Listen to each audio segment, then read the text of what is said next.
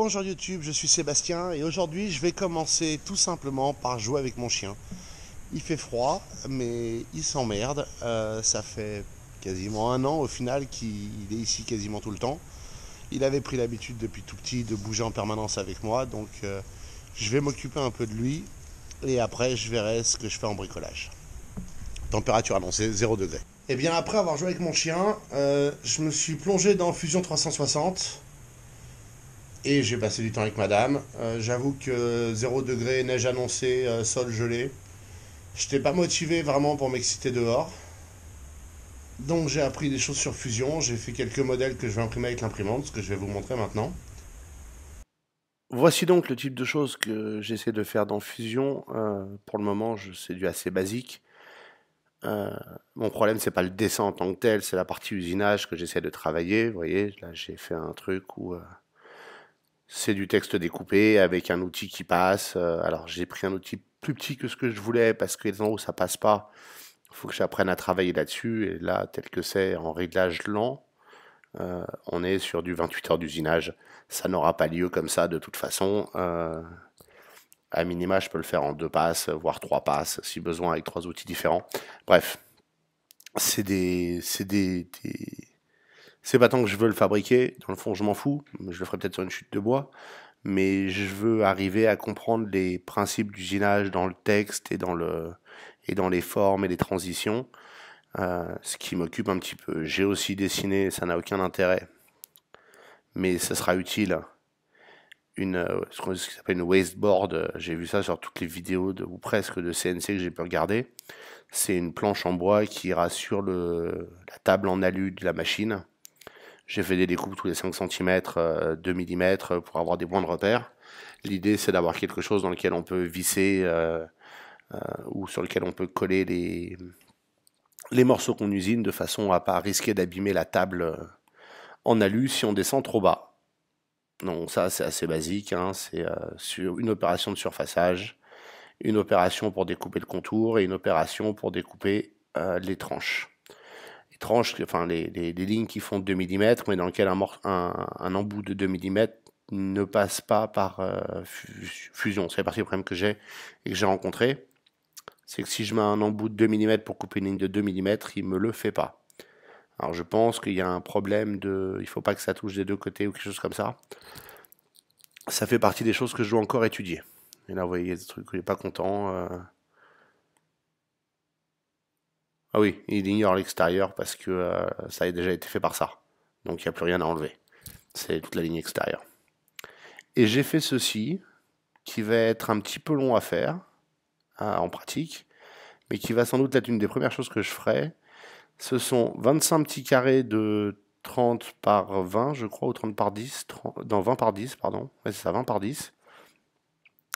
L'idée, c'est de les creuser de 2 mm, rien de folichon, mais de les creuser à chaque fois avec une vitesse différente. Et si je vais sur fabriquer, on va fermer l'onglet à gauche, hein, c'est pas la peine. Voilà. Vous allez pouvoir voir que j'ai 5 vitesses différentes d'avance qui sont de 100 mm par minute à 500 mm par minute. Je pense que c'est la plage dans laquelle la machine peut fonctionner. Et donc chaque colonne est une vitesse et chaque carré est une profondeur de coupe. Donc ça va de 0,1 mm à la fois, donc conservateur à mort, où là vous pouvez voir que ça prend 14 minutes à 100 mm par minute et 0,1 mm de profondeur à chaque fois, jusqu'au dernier qui lui fait 500 mm par minute et 1,5 mm de profondeur, et là il le fait en 2 minutes. Donc on divise par 7 le temps d'usinage. Donc je veux faire ça pour tester les différentes vitesses possibles. Je ferai sans doute d'autres types de découpes avec des tests de vitesse.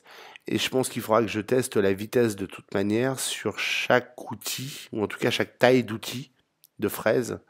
Donc la 1,5 mm, la 2 mm, la 3 mm, la 5 mm, la 6 mm. C'est la plus grosse que je puisse mettre dans le moteur qui vient avec.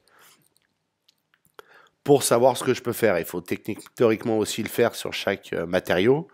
Mon idée, c'est que je vais me servir de bois quelconque, que ce soit de la planche de coffrage ou du pain ou n'importe quoi, ou même du MDF qui traîne dans mes chutes, pour faire le premier test.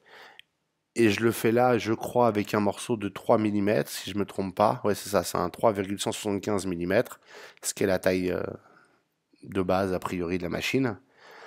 Et en fonction de ce que ça donne, ça me donnera une idée de ce que je peux faire avec la machine, même avec les autres embouts, donc j'aurais pas besoin de tout tester à chaque fois.